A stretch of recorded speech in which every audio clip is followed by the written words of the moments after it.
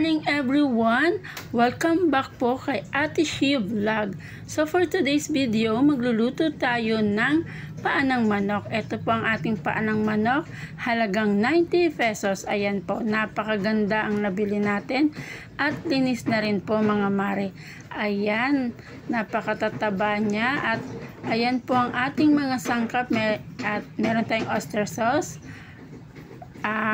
white wine, at saka rice wine. Siyempre meron din tayo bawang at siyempre meron tayong star anise, tanglad. Ang ating tanglad ilalagay natin sa kumukulong tubig at star anise. Wala ang langsa ng ating paanang manok. So papakuluan muna natin yan mga mare. At napakalusog ng ating paa, halagang 90 pesos. Ayan mga mare.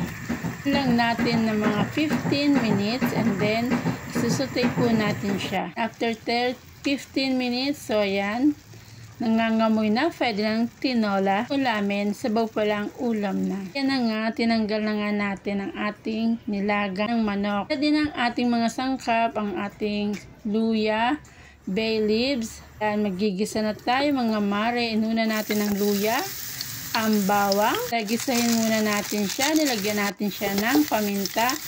At ayan ang natin ang paa ng manok. Ayan, ako, nangangamoy-ngamoy na.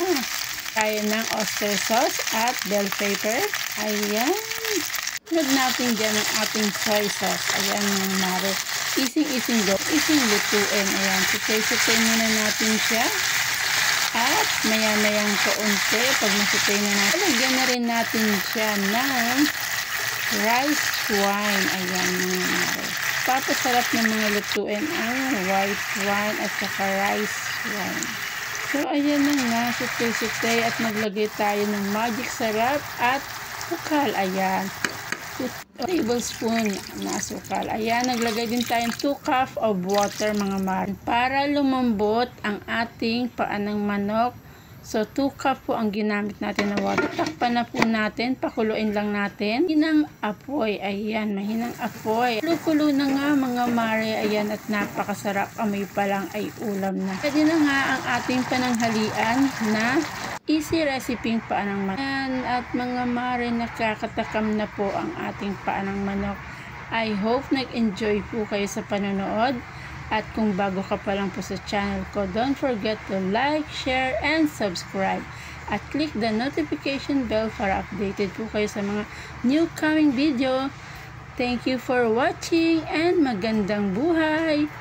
Bye-bye! See you in next video!